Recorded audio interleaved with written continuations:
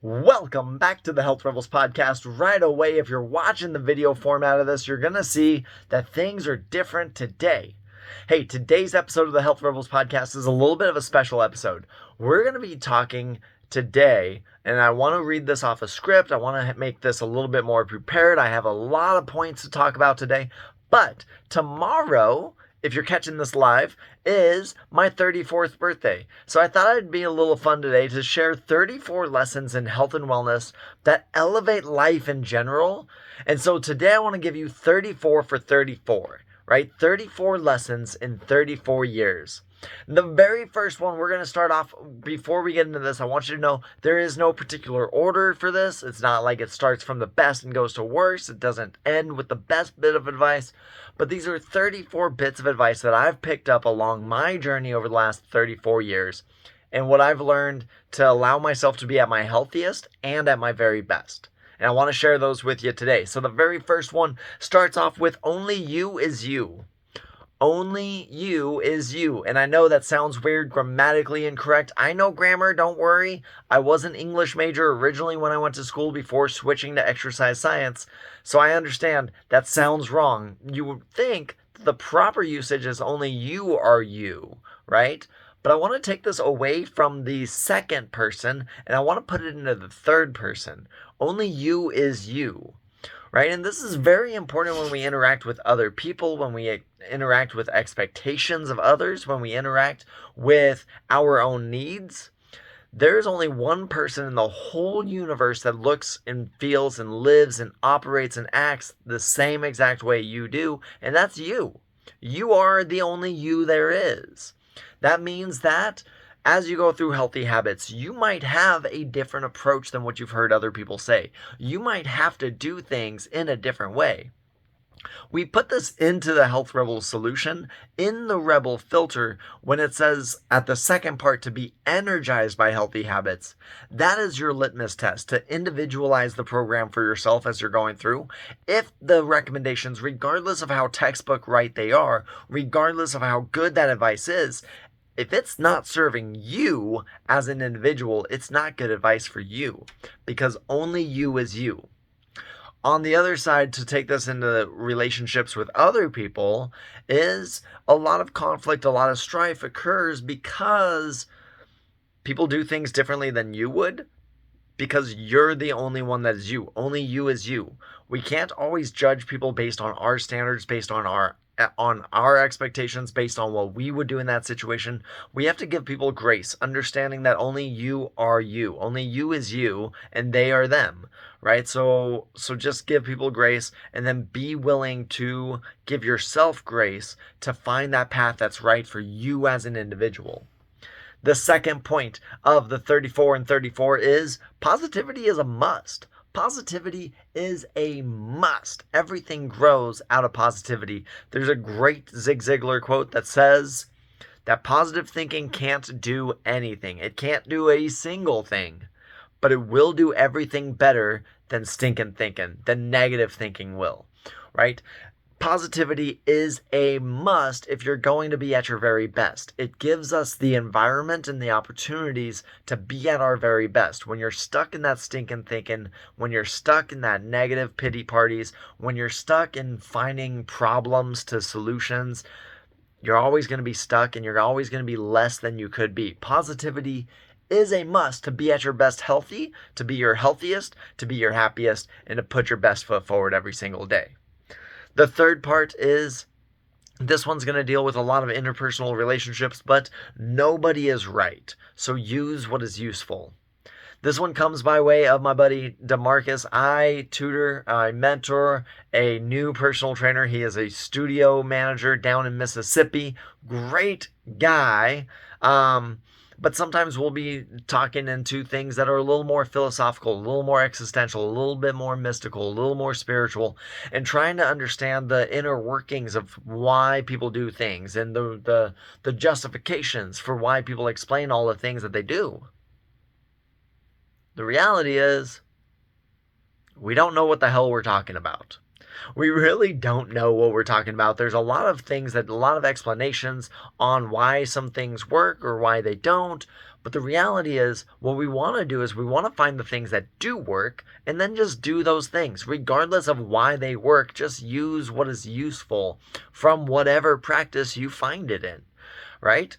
In fitness, we can see this really commonly with things like foam rolling.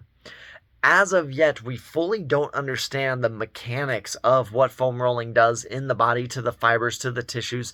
Although you'll hear a couple dozen explanations, a couple dozen hypotheses, people are committed to their explanation, and that's okay. That's okay because it helps spur on the next hypothesis, the next test, the next exploration, the next discovery.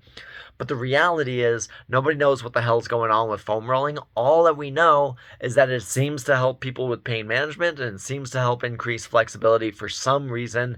It's useful, so use it. We don't have to understand it. We don't have to be right about why it works. Just use what is useful.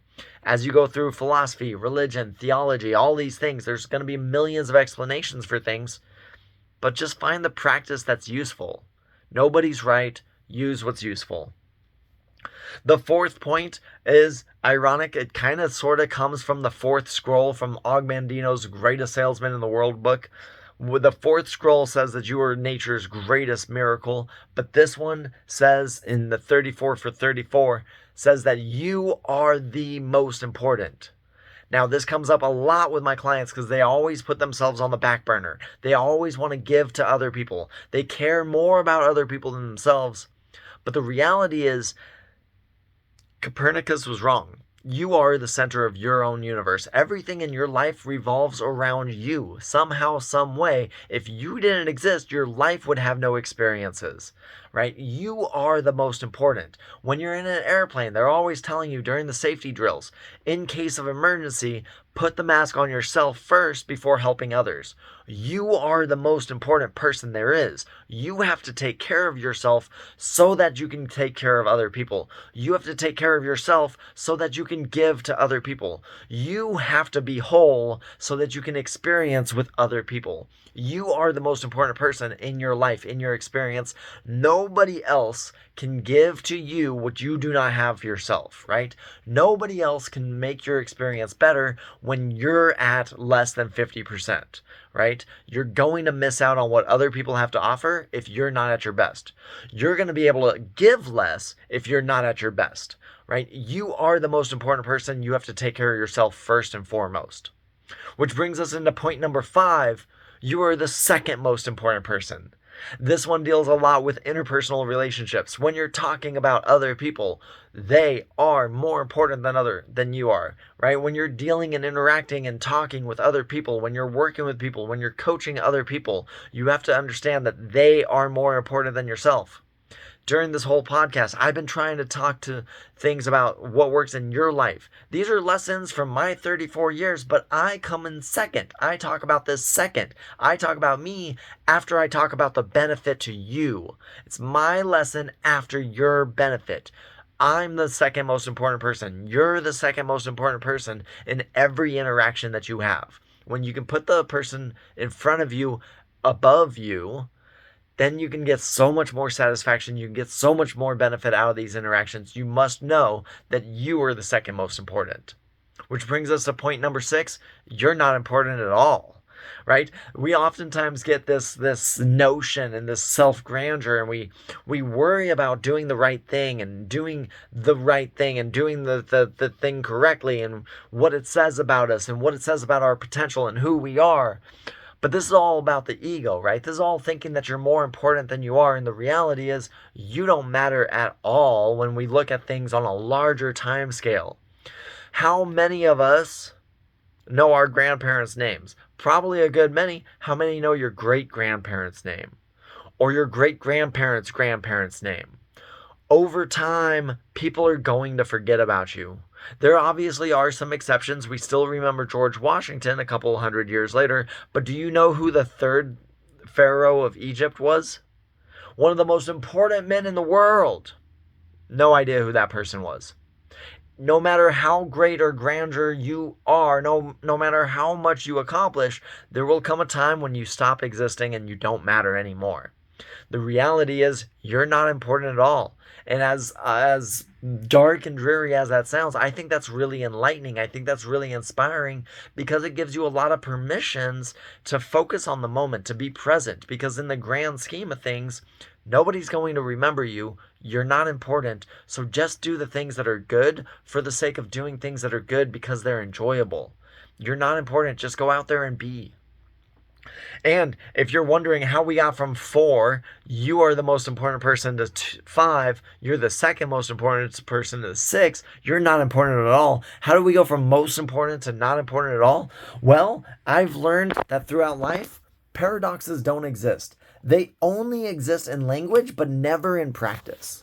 It is completely possible for us to hold opposite truths at the same time.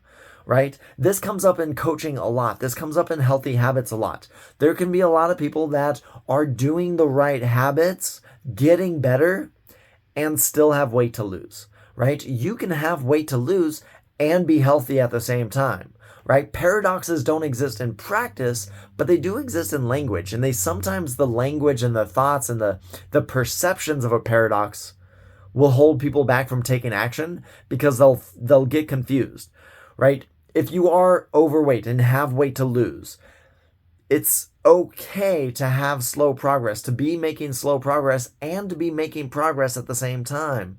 It's okay to have some weight to lose and be healthy at the same time. But sometimes we look at the worst of that coin, right? We flip a coin and we see tails and we get stuck on tails because we ignore the fact that heads can also exist. Heads might be moving us forward, saying that you are making progress, saying that you are healthy, saying that you do take care of yourself. These positive interpretations can sometimes get ignored when we focus on the tail side, when we focus on, hey, you have weight to lose, so boo-hoo.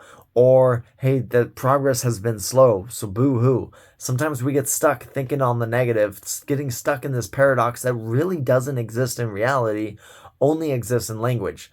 Don't get hung up on opposite truths that coexist, right? Paradoxes are allowed to exist in nature. In practice, they're not really paradoxical, right? You can simultaneously be the most important person in your life and simultaneously not be important to the universe at all, right?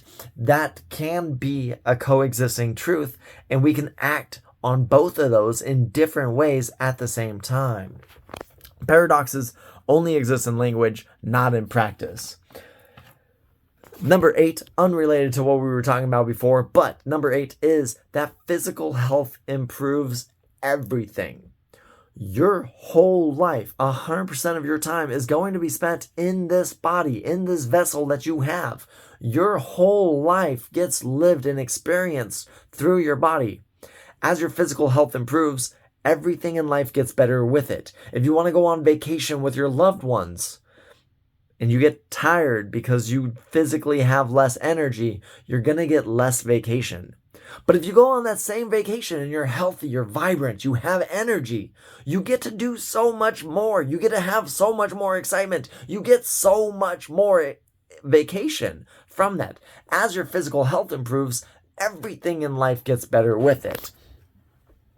Speaking of ways to improve your physical health, number 9 is something that's been coming up a lot in my coaching and in the podcast and in my coaching calls and my interactions with other people is check the box mentality, right? Number 9, what we want to do is we want to check the box and then get better from there.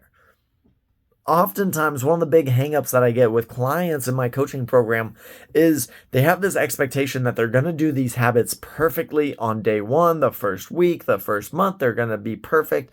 And the moment they do something less than perfect, they think that it's not for them. They think that they can't, right?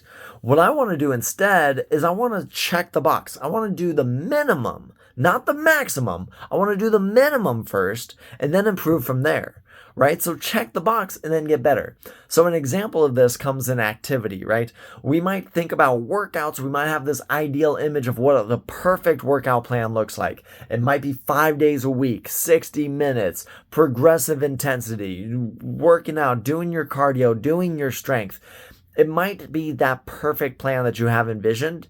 And then in reality, What I want you to do is just check the box and be active. Be active 5 days a week. Do some strength training. Do some aerobics. You might not get all of it, but can you check the box at least? And if you can check the box, once you get that done, once you start your exercise, once you start the box, once you check the box of being active, then yes, then we can start talking about, hey, we checked the box. Let's add another set. Let's add another set. Let's add some more weight. Let's build up and see if we can finish the workout with that perfect picture.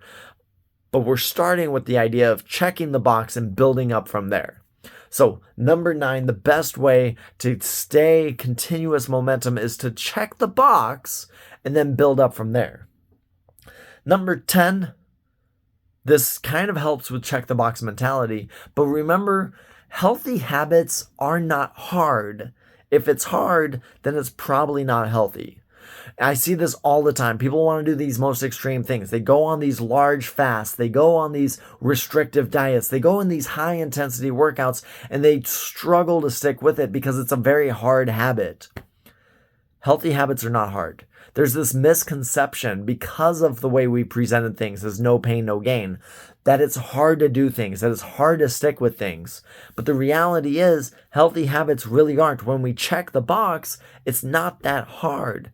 It's not that hard. You can check out a previous episode, a couple episodes back. I believe it was episode 144 of the Health Rebels podcast, talks about the 3 Ps to make nutrition easy, right? Healthy eating should not be hard. If you do the 3 Ps, it's simple, 3 boxes you check, boom, good enough, and move forward. Healthy habits should not be hard. If they're hard, they're also probably not healthy, right? We see this all the time with people that try too hard and then they get hurt. Getting hurt's not healthy, right? That's the opposite. That's your body breaking down. When things are hard, they tend to also be unhealthy for that individual, right? So healthy habits are not hard. If habits are hard, they might not be healthy. Speaking of things that are hard, brings us to point 11, right? And point 11 is going to be that motivation is overrated, inspiration is underrated. Everyone wants to have motivation to do more things, to do things harder, to do things with more energy. It takes motivation to make the decision to do something, right? It takes motivation to make the decision to do something. And that's well worth talking about. And it's good to have motivation and those things that pump us up and drive motivation and give us a little dose on the days when we're low. It's good to have motivation, but motivation is overrated. I often hear people say that they don't do things because they're lazy. Lazy is another term for unmotivated. The reality is you're not lazy. Most lazy people do a tremendous amount of things to avoid doing the thing they're being lazy about. If you were truly lazy, you wouldn't do a thing, right? It's not substituting with a bunch of other distractions. That's not being lazy. That is being uninspired.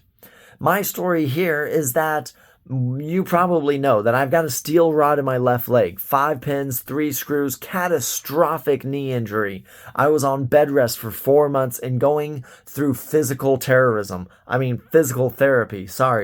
I was going through physical therapy with my therapist, and at this point, I had been in the fitness industry for over a decade. I was a lifelong athlete. I was clearly, people would say from the outside, a motivated individual.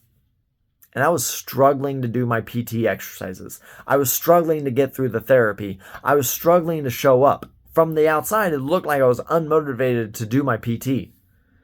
But then I crutched into my brother's house, and my nephew came screaming down the hall, "Uncle Steve-O! Uncle!" He was so excited to see me, and my brother had to catch him and say, "You can't play with Uncle. Uncle's hurt." And my nephew was so hurt. Connor looked me in the eyes with the pain and tragedy in his face. And in that moment, I realized that if I could get my knee functioning again, if I could do healthy habits again, if I could be fit and active, I can play with my nephew. I can be who I want to be. I can give to other people. I redefined what fitness looked like. I redefined what the physical therapy looked like for me, what the benefit was. I got more inspiration to get back into who I wanted to be the fun uncle, to be the world's best uncle, to be the person that people scream when they see walk into the room. And to do that, I had to get through the PT exercises. I had to do my physical therapy. After that moment, I did my PT therapy with a ton of regularity, with high consistency. From the outside, it looked like I was motivated, but the change wasn't my motivation. I'd been motivated in the past. I'd been unmotivated. The change was the inspiration. I had a reason to do the physical therapy. There's a lot of people that are struggling with healthy habits. They think they lack motivation, but the reality is sometimes we lack that inspiration.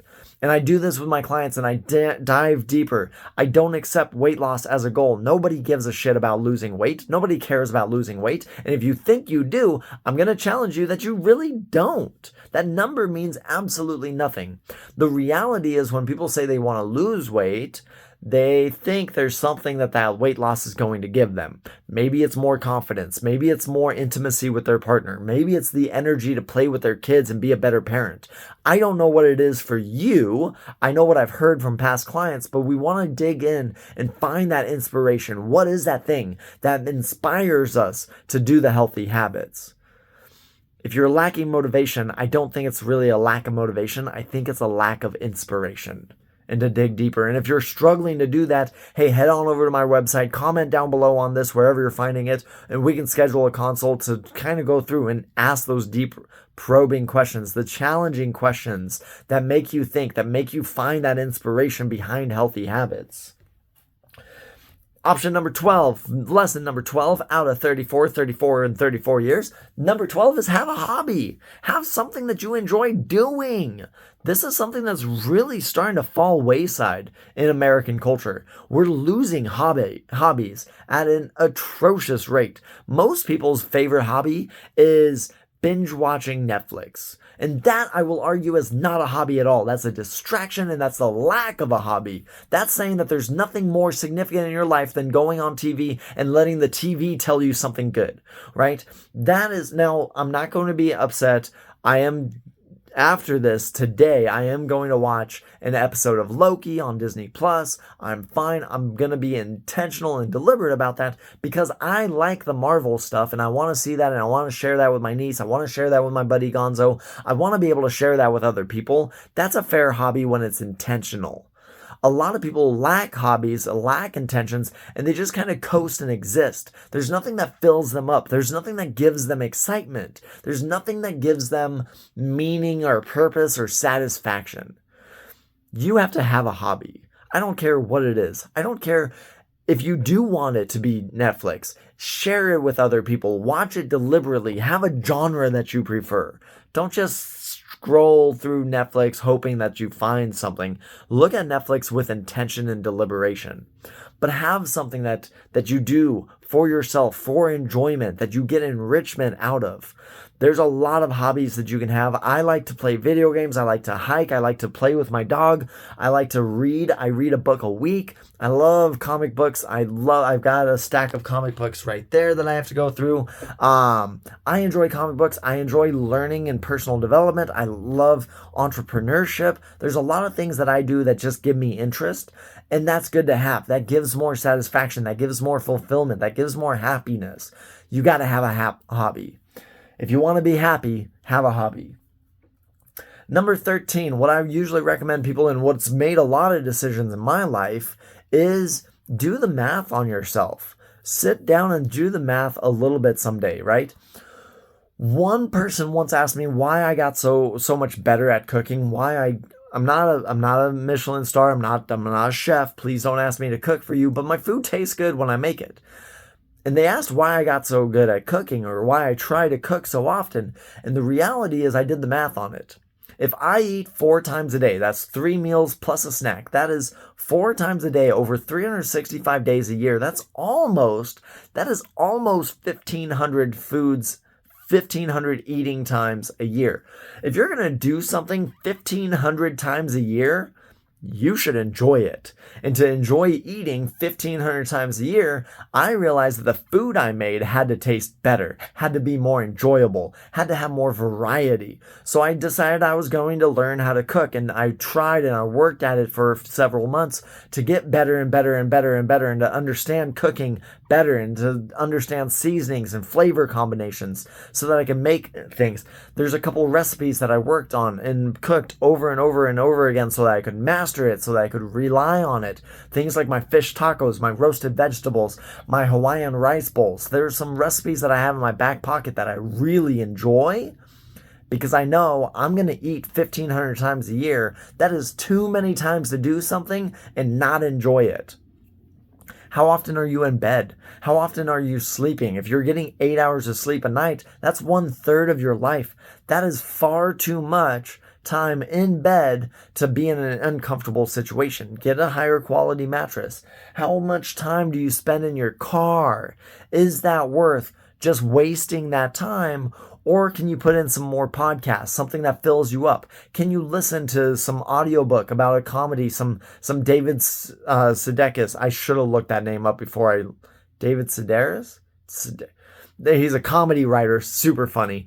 Can you listen to something funny that gives you enjoyment during that commute? Can you do something to make that commute better if you're spending a lot of time behind the wheel? Right? There's other things like how much time do you spend on your phone? Is that phone filling you up? Is that phone moving you forward? Is there stuff that you can do to be at your very best in that situation?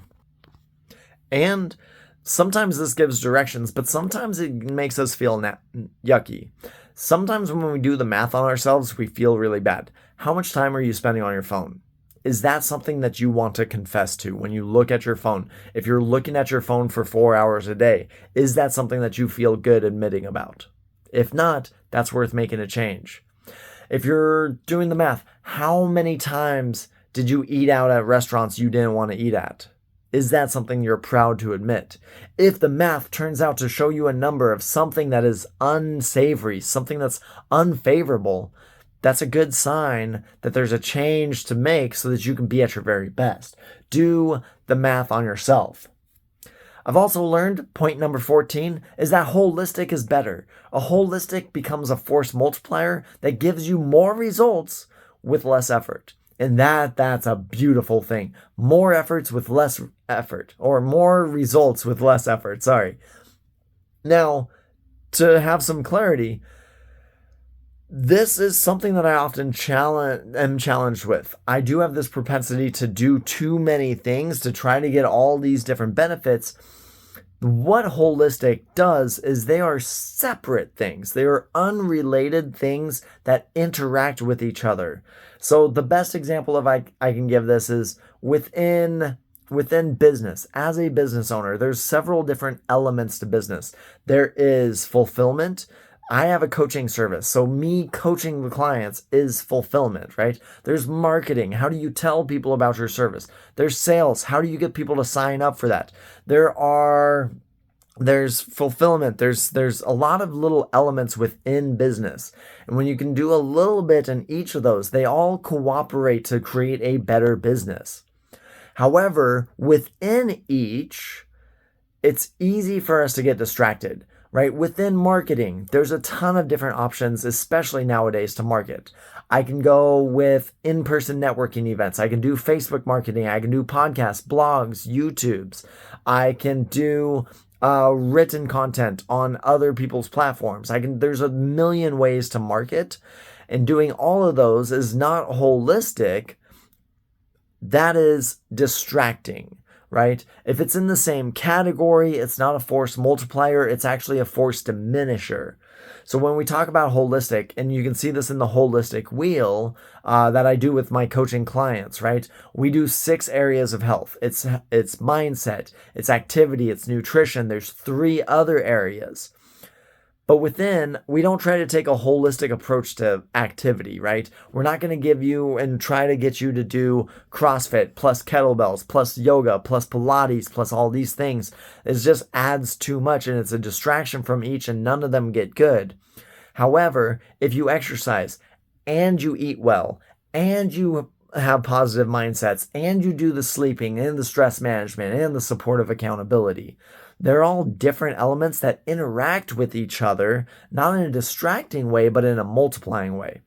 Holistic gives more results with smaller efforts. You don't have to become a master of one thing. You don't have to super focus and drill down and just grind on one thing and become a perfect execution on that. But if you get a little dabble in a couple different areas that support each other, you can get more results with less effort. And if you want more information on that, let me know. I'll send you a video that kind of talks mathematically about why the holistic wheel is the superior approach to healthy habits long term, how just 10% effort allows my clients to double their health outcomes. I'll send you that math if you're interested. Just send me a message. Number 15, ignore people's words, but listen to their actions. Everyone always talks about who they want to be, or their ideal, or what they believe themselves to be, or what they'd love to be if everything went right. People always share their words based on the perfect image, but that's not always what they do. That's not always what they do. You should trust someone's actions. When people tell me, and I hear this a lot as a coach, as someone that is encouraging people to do positive, healthy habits, I often hear from some clients that they're going to do these workouts. They believe they'll do the workouts. They want to do the workouts, but the actions of the past show me that they're not going to do those workouts. Unless we make some change. And it's their actions that I have to have conversations around. And it's by looking back and reflecting on their actions that we create a new plan, that we create a new strategy, something that's potentially more beneficial. Other than listening to them saying that they're going to do the same thing that they didn't do last week, I ignore their words and listen to their actions instead and have conversations around actions. When someone tells you that they're going to make a change, don't listen to their words. It's what they want to do, not what they're going to do. Listen to their actions. Believe what their actions show them to be, right? Don't trust someone's words. Trust their actions. Believe what they've done. What they've done is what they'll do until a new plan, a new awareness comes in. People are up to change. People are able to change. But only believe that change when it comes in actions, not words. The 16th point that I want to give people is to slow down. Slow down. Our lives are so busy and fast-paced that we just rush through experiences and we don't get a lot of fulfillment from it. Slow down. Enjoy it. You've heard people say, slow down and smell the roses. This also comes with healthy habits too. People want to get to step 7. People want to get to step 9, step 10. People want to get to the end. You got to slow down. You got to get through step 1. You got to get through step 2. You got to get through step 3. It's okay to slow down. It's okay to slow down. There's an expression in the cycling community that says slow down to go fast, right? If you go really fast on the bike, you're going to get tired. You're going to get winded. You're going to get burnt out. You're not going to get any better. Sometimes you need to slow down, build the mileage, build the base. If you slow down, you'll get better, you'll get fitter, you'll get more conditioned, you'll be able to go faster. We have to slow down to go faster. Life demands that you slow down. Focus on what's important. Enjoy doing what you're doing. Just go for the ride. Slow down. Point number 17. For the 34, we're halfway there, and similar to slowing down is understanding that you can't do everything. So just stick to the important things. Our to-do list is infinite. Our time is finite. There's not enough time to do everything, but there is plenty of time to do what's important. 17, you can't do everything, so stick to what's important. Point 18 comes from Les Brown. One of my favorite motivational speakers, one of my favorite mentors is Les Brown, and he's got this expression. I think he got it from someone else. I can't remember who he sourced or who he cited on this, but the expression is, life is a constant fight for territory. I did a book club with clients. We read Younger Next Year, and that was the same idea. Life is this perpetual cycle of growth and decay. There is this constant tide of decline, and that the signals that we do through healthy habits create more growth. It's a constant fight for territory. Time and life will take away from you, will cause decay, but your habits, your decisions, your processes are what allow you to get more positive growth, positive increase, right? Life is a constant fight for territory. If you're not working on getting more territory, life's going to take away from you, right? So life is a constant fight for territory. Point number 19 comes from my favorite mentor, Arnold Schwarzenegger, as well as Napoleon Hill and all of the great leaders and successes of the past.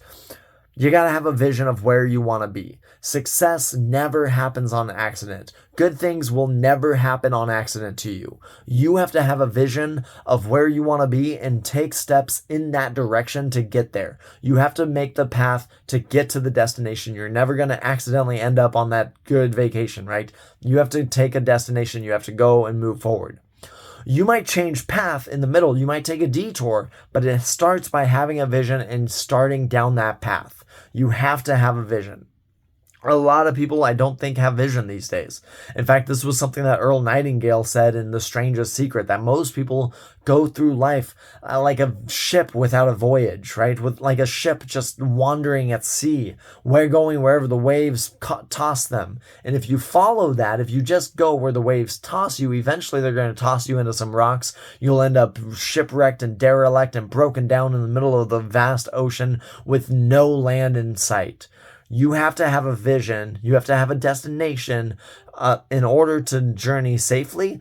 Otherwise, you're going to end up broken. You must have a vision of where you want to be. Number 20 is have joy of where you are. Have a vision for where you want to go. Move in that path, but you are here today. Have joy for where you are right now. Enjoy where you are as you move towards where you want to be.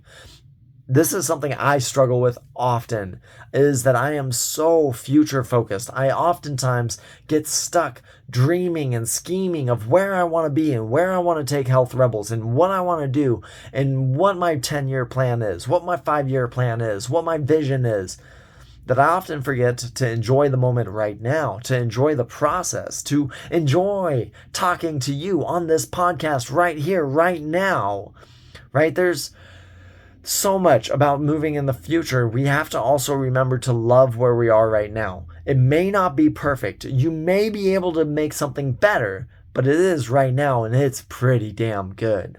Enjoy where you are right now. Have joy for where you are right now. 21, you've heard this one. This one's a cliche. Use it or lose it. Goes back to life being a fight for territory, a constant fight for territory. Younger next year, talking about the tide of decline and fighting against that. Use it or lose it. And you sure as hell don't want to lose it because it's real hard to get back. So make sure that if you got good health, put it to use. Be active. Eat well. If you got it, use it. Don't lose it. Use it or lose it. All right, number 22, similar, is the cost of ownership for having a body, and that is if you got a heartbeat, move your meat. My clients hear me say this all the time on coaching calls when we talk about the daily must. If every single day, you don't need to work out, you don't need to challenge yourself, you don't need to push the limits, but if you have a heartbeat, you got to move your meat. Get up, get out of the seat, go for a walk. I already did my walk this morning. After lunch, I'm going to do a workout every day. If you got a heartbeat, move your meat. That's just a rule. That's a easy rule of thumb. It doesn't have to be a workout. It doesn't have to be high intensity, but it does have to be active. If you got a heartbeat, move your meat. Number 23, the Michael Jordan one, is if you do what is hard, life will be easy. If you do what is easy, life will be hard. There's a lot of options, especially in the age of the smartphone. There's a lot of distractions, a lot of things that are easy, a lot of things that are much more instant gratifying. We do live in an age of instant gratification. There's easy things to do. And if you do what's easy, well, things are going to decay. Things are going to decline. If you do things that are hard, that becomes the positive stress. Stress is the language of adaptation, and it allows you to move forward and move better, right? If you do what is hard, life will be easy. If you do what is easy, life will be hard. It's between choosing what is easy right now versus what sets you up for a better future, right? If you have the options, if you're choosing between two options, as often as possible, choose the tougher of the two. Mark Twain said that if you had to eat a frog, eat it first thing in the morning. And if you have to eat 2 frogs, start with the biggest frog, right? Eat the hardest one. Start with the biggest challenge. If you do what's hard, life will be easy. Another one that talks kind of opposites: control what you can control and accept what you can't. This comes from Epictetus, the ancient Stoic, and he really talks about, the world's divided into 2 classes, right? There's the razor that divides the world. There are things that you can control and there are things that you cannot. Right? The things that we can control are simply your thoughts and your actions. You can control what you think about a situation. You can control what you're going to allow to sit in. You might not be able to control your reactions. You might not be able to control your feelings, but you can control what you think about that situation, where you stay, right? You can control your thoughts. What thought are you going to stick with? If it's a thought that serves you, you can stick with it. If it's a thought that's not, you can choose to change your mind. The second thing that you get to control is your actions. What are you doing, right? In any situation, you may not have 100% control, but you have some control over some action. That's all you have, really. Your thoughts and your actions. That's all you can control. Everything else is outside. You may be able to influence it. You may be able to work towards something, but you don't control the outcomes. You don't control anything other than your thoughts and your actions. And so, accept what you can't control. It's raining today when I record this. I can't control the weather. I can't be upset about the weather, but I can control what I do within the weather. I moved my walk and I moved my workout. I usually work out in the morning and I usually take a lunchtime walk. I saw the forecast, saw that it was going to rain all day in the afternoon. So I went for a walk early. I'll lift weights while it's raining. I can't control the weather, but I can control my actions. Control what you can, accept what you cannot. And speaking of rain, speaking of weather, it is that time of year where we're getting a little bit colder. It's October. Number 25 is one of my favorite tips that I give people is an orange a day in the winter keeps the cold virus away. You've always heard that an apple a day keeps the doctor away. That's some weird marketing thing. But I have noticed in my experience that an orange a day during the winter does keep the cold virus away. It does seem like every year when I have my oranges, I am immune to the cold virus. I don't get run down. I don't get sick. Everyone around me can be sick, but I'll be fine. Once in a while, the oranges will get moldy in between in the middle of the week, and I won't finish the week. Or I might get rushed in breakfast and I might forget to have the orange. Whenever I stop getting oranges, I notice that I start to catch colds.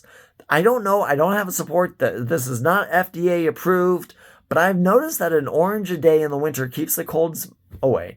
So if you're someone that gets plagued by a lot of colds and a lot of flus and a lot of rough, I'm not going to say stuffy noses because I still get stuffy noses in the winter. But if you get run down and sick a lot in the wintertime, try to have an orange a day. And for the love of Pete, goodness gracious, understand that I'm saying an orange. I'm not saying orange juice. I'm not saying gummy orange vitamins. I'm not saying vitamin C supplements. I'm not saying emergency. I'm saying oranges. I don't think it's the vitamin C that helps. It might, but there's something else in an orange or in citrus fruit that either we don't understand, we haven't identified yet, or it cooperates with the vitamin C to enhance the vitamin C. But when I eat oranges, health improves. When I do vitamin C stuff, it's just kind of negligible. So tip number 25, an orange a day in the winter keeps the cold virus away. Number 26, negative stress will kill you. Positive stress will help you live more. And that includes longevity, but also in the moment. Positive stress are those things that challenge us, that make us better. Exercise can be a positive stress. Your work demands, deadlines can be a positive stress if they give you new skills, new competencies, new challenges, new funds, right? Negative stress is that thing that people always complain about. Oh, I don't need to define that. There was, I believe, 3 episodes ago, was a discussion about whether stress is good or bad for you. Go ahead, if you haven't watched that episode, review that. If you need a link, drop a comment and I'll send you the link to that. But negative stress will kill you. Positive stress will allow you to live more. Tip number 27, lesson 27 I've picked up in 34 years is you got to have some role models, right? We had this idea about this vision of where you wanted to be in the future, but you also have to have a vision of who you want to be at your very best. What values do you have? What skills do you have? What traits do you embody?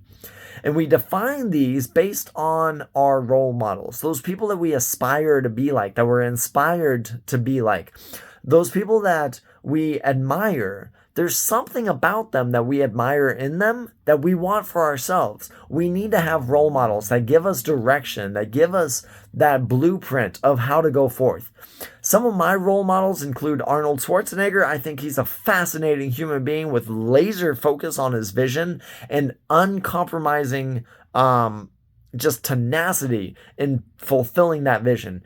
Benjamin Franklin is another great role model. I love that he was a polymath. He was able to excel in multiple different fields, and that he was really diligent. He was very studious. He had a lot of the same values and virtues that I have as a person. He has a lot of values that we share there. I really admire and revere Benjamin Franklin, and there's a handful of other people. There's some modern business leaders. There's some just great human beings that I regularly try to emulate, that I try to live up to those standards, those expectations.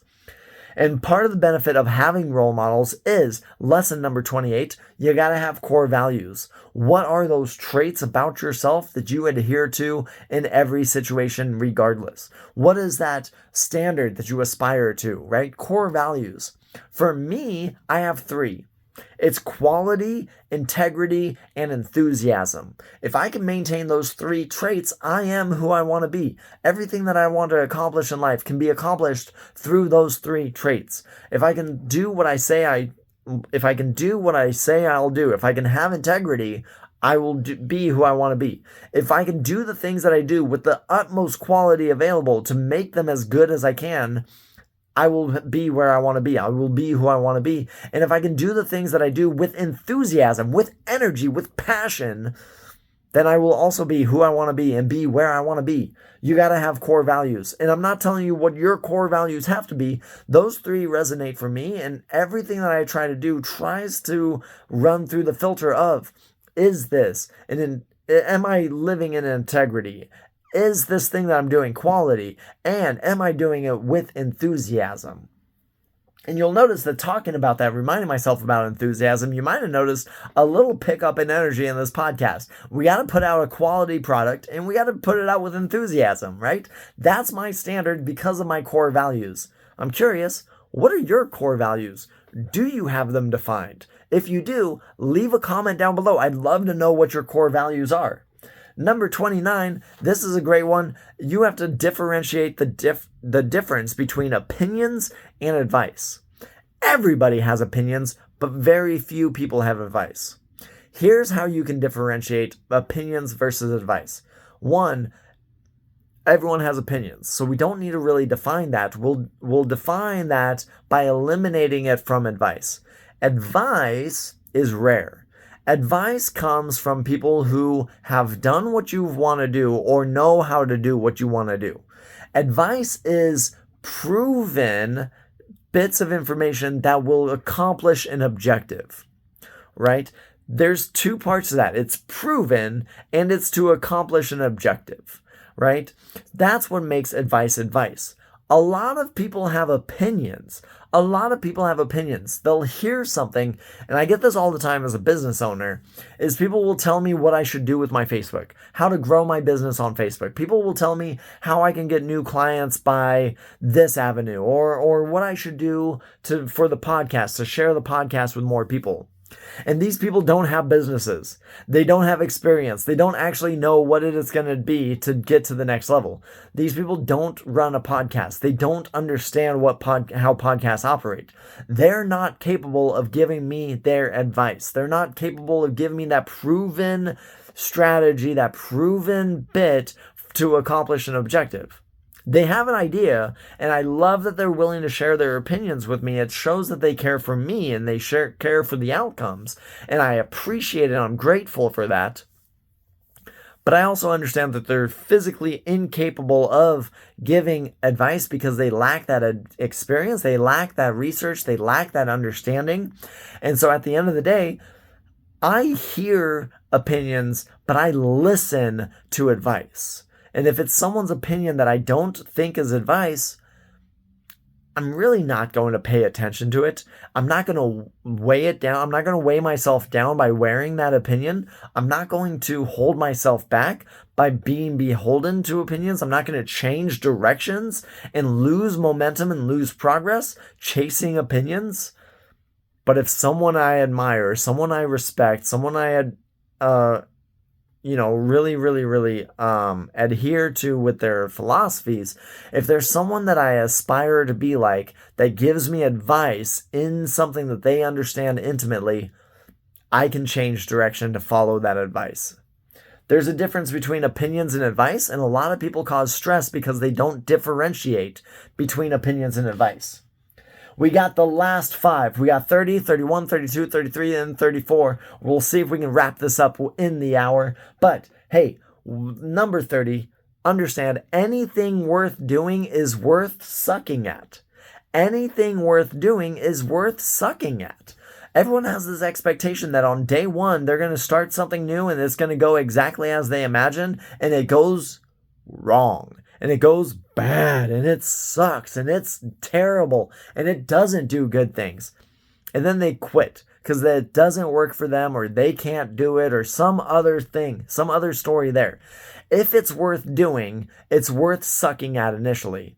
Every time people start healthy habits, they suck at it, right? Anytime you start trying to eat better, you suck at it. You're going to eat off plan. You're going to have temptations. You're going to eat those junk foods. You're going to mess up.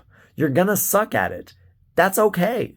You do it anyway. You stick with it. And over time, you get a little bit better and a little bit better. And then you get kind of okay at it. And then kind of good at it. And then really good at it. You have to suck first. That's just part of the process. It's okay. Anything worth doing is worth sucking at. Number 31. Similar, probably inspired by 30, but sorry, sweetheart, you're not perfect, but you should try to be anyway. And that's important, right? I just mentioned that it's okay to suck. You're going to suck at things, and that's okay. We don't want to stay there, though. We don't want to constantly suck. You're not going to be perfect. Don't be upset when you're not perfect, but I do want you to try to be. Whatever that means, whatever perfect looks like for you, for your goals, for your objectives, I want you to try to be perfect and understand that you're not going to be. So in my nutrition system, in the nutrition by addition approach within Health Rebel Solution, we have the ideal, the perfect 6-point day, right? We track habits. You do enough habits, you get points for them. You have a perfect day. It's a 6-point day. I don't expect you to get a 6-point day every day. And a perfect week would be 42 points. I never expect someone to get 42 points in a week. I never expect it. However, I want you to set yourself up for that. I want you to create a plan that would allow you to get 42 points in a week. I want you to try and plan to be perfect and then accept when you're not. You're not perfect, but you should try to be anyway. And that works really well with understanding that anything worth doing is worth sucking at, right? Those two go together. 30 and 31 go well together. 32, we kind of talked about this slightly in other situations. We talked about this with enjoying the moment, but 32 is enjoy this life. It's your only one. I can't prove that. Obviously, we talked about this early on that nobody is right, but use what's useful. I can't prove that there's only one life available for you. I can't disprove reincarnation. I can't disprove an afterlife. But I can say confidently that this period between this dash that you have, between your birth date dash death date, is the only dash that you get this time around. You're never going to be back in 2023 again. Once 2023 is gone, it's gone. Right? So this is the only life in this body in this time that you're going to have. Enjoy it. Enjoy it. Don't be too serious about it. Don't be too laid back about it, but enjoy it. This is your one and only opportunity to have fun. Go do it. Have fun. Enjoy this. This is your only time in this dash. Number 32, last two, these are going to be expressions that are powerful. The first one, 33, is I want to. When you say I want to do things, it has some positive energy in it. It has some excitement. It also pulls you towards that positivity, right? It pulls you towards that habit. I talk about this in my coaching program. I really hate that reframe that you'll hear some motivational gurus talk about sometimes. Don't say I gotta do something, say I get to do something. That to me sounds so delusionally like inauthentic and just like toxic positivity. That sounds so much like you're just lying to yourself, trying to say that it's a privilege to pay your electric bill. No, it's a responsibility. It's an obligation. You have to. And yes, it's nice to have electricity, but it is genuinely authentic to say that you want to pay your electric bill. Understanding the benefits of paying the electric bill, understanding that it gives me the electricity to charge my phone, to be able to share this podcast with you, that electricity keeps my fridge good, so that my food is fresh, so that I don't eat toxic food, that I don't eat poisoned food, spoiled food, that I don't waste money on food that goes bad. I want to pay the electric bill, to be able to play video games, to have that good stuff in my life. I want to do this, right? It's an honest way to reframe your responsibilities. When you say, I want to exercise, because you understand the feel-good chemicals it releases, because you understand what Kelly McConaughey calls the hope chemicals, the hope molecules.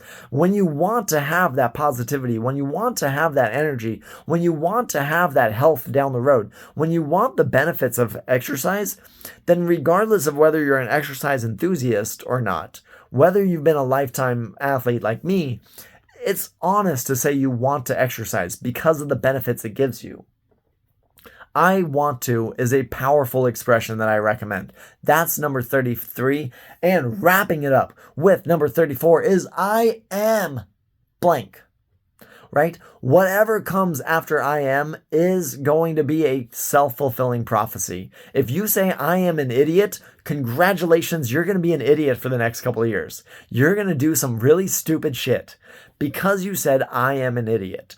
If you say I am smart and you believe it, then over time, you're going to make smarter and smarter and smarter decisions. I am is a self-fulfilling prophecy, and it's a very, very crucial sentence to guard against. Guard against with everything you have. Guard against your life. Do not put a negative expression after I am. Do not, under any circumstance, don't do it. You know, you want to use your I ams for positivity only, right? Because it becomes self-fulfilling prophecies. Only put what you want to be after I am. I am happy. I am joyous. I am healthy. I am energetic. I am enthusiastic. I am quality. I am integrous. Whatever you want to be comes after I am. I am is magic.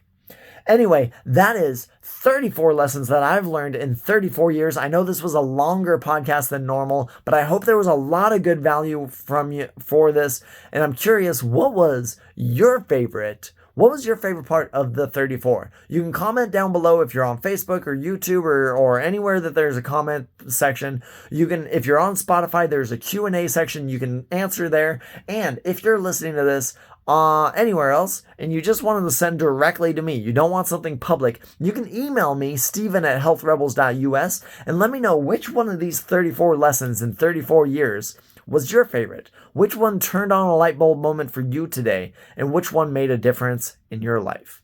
And come on back next week for another episode of the Health Rebels podcast. I promise to get it back down to the usual about 10 to 15 minute range.